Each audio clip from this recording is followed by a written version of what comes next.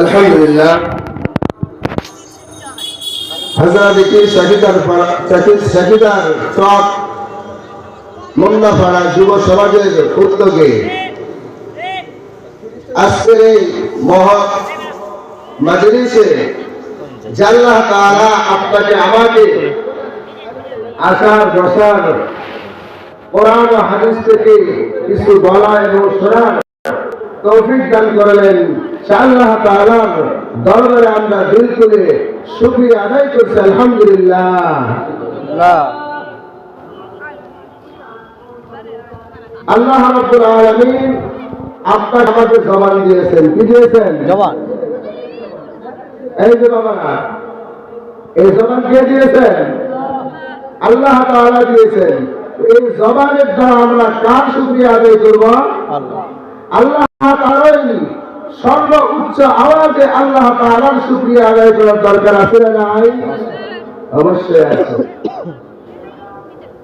গত 17 বছর আমরা এই জবান ভালো মতো খুলে কথা বলতে পারি নাই, আল্লাহ তাআলার ইবাদত করব এটাও পারি নাই, ঠিক কিনা? স্বৈরাচার এখন পালাইছে, আর ভয় আছে? কোনো ভয় নাই। এই স্বৈরাচারের কারণেই আপনি আমি মসজিদে গিয়ে ভালো মতো নামাজ আদায় করতে পারি নাই, মাহফিলের আয়োজন করতে পারি নাই। একজন আলেম দিনের কথা মন খুলে অন্তর খুলে মানুষের কাছে জানাইয়া দিবেন, এটাও পারে নাই। আজকে স্বৈরাচার পালাইছে, আমাদের কোনো ভয় আর ডর নাই।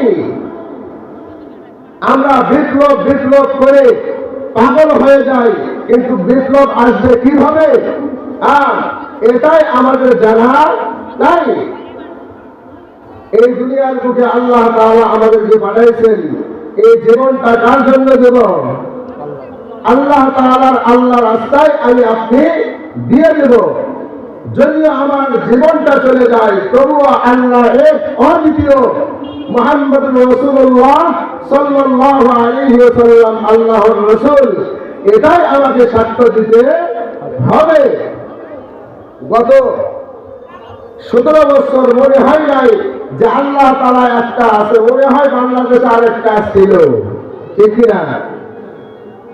এই ভাব নিয়ে সিংহাসনে বসেছিল, কিন্তু আল্লাহ তাআলা বলেন, হে বান্দা, আমি আল্লাহ তাআলা তোমাদেরকে ছাড় দেই, কিন্তু আমি আল্লাহ তাআলা কিন্তু ছেড়ে দেই না।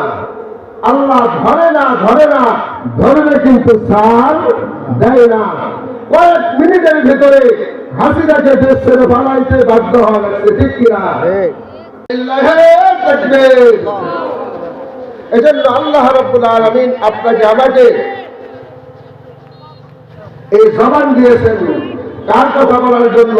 আল্লাহ তাআলার গুরুত্ব আর আল্লাহ তাআলার কথা বলার জন্য আপনার আমার এই জবান দিয়েছেন। এজন্য আমরা আবারও দিল খুলে শুকরিয়া আদায় করছি। আলহামদুলিল্লাহ। লক্ষ কোটি দরুদ ও সালাম বিশ্বের মানবতা বিদুর রাহমাতাল লিল আলামিন সাইয়্যিদুল মুরসালিন শাফিউল মুসলিমিন আহমদ মুস্তাফা সকলে বলি সাল্লাল্লাহু আলাইহি ওয়াসাল্লাম। মুআজ্জাজ হাজিরিন, আমি কোরআনুল কারীম থেকে সূরাত 3-এর 4-5টা আয়াত তেলাওয়াত করেছি। রাসূল আরবি সাল্লাল্লাহু আলাইহি ওয়াসাল্লামের অবর্ণিত হাদিস থেকে একটি হাদিস পড়েছি। আল্লাহ চায় তো এই হাদিস, কোরআন এবং হাদিসের উপরে অল্প কিছুক্ষণ কথা বলে আমার কথা শেষ করে দেব ইনশাআল্লাহ। আপনারা দোয়া করবেন, আল্লাহ তাআলা দয়া করবে ইনশাআল্লাহ। আল্লাহ রাব্বুল আলামিন, আচ্ছা বলেন তো, আল্লাহ তাআলা আপনাকে আমাকে সুন্দর করে বানাইছেন না অসুন্দর করে বানাইছেন? এই সূরাত যেটা আল্লাহ তাআলা আপনাকে আমাকে দিয়েছেন, এই সূরাতটা আমাদের খারাপ না ভালো? ভালো। আপনি সুন্দর হন, কালো হন, খাটো হন, লম্বা হন, তারপরে আমি আপনি কি সুন্দর? এটা আপনার আমার কথা না আল্লাহ তাআলার কথা? রাব্বুল আলামিন আমার তেলাওয়াতকৃত আয়াতের ভিতরে চারটি কসম খাইছে। কয়টি? আল্লাহ তাআলার কসম খাওয়ার কোনো দরকার আছে? যে আপনাকে আমাকে সৃষ্টি করেছেন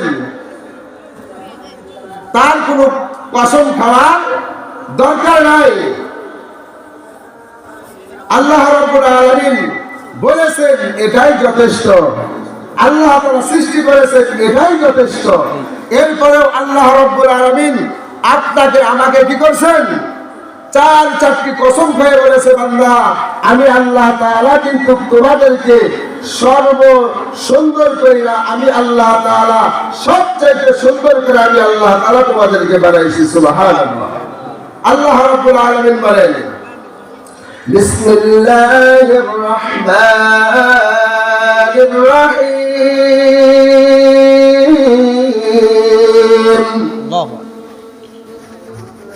والتين والزيتون وطور سينين وهذا البلد الأمين.